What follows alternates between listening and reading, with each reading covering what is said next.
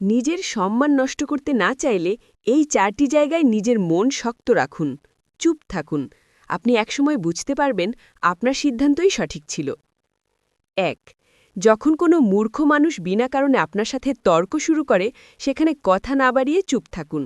কারণ মূর্খদের সাথে তর্ক করলে আপনার সুনামি নষ্ট হবে, মূর্খের না। মূর্খদের সাথে তর্ক করে জেতা যায় না। ২.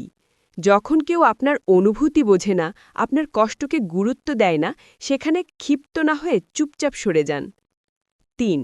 যখন কেউ নিজের রাগ আপনার ঝাড়ে, তখন শুধু নিজের মন হালকা করার জন্য তর্কে না গিয়ে সেখান থেকে সরে যান।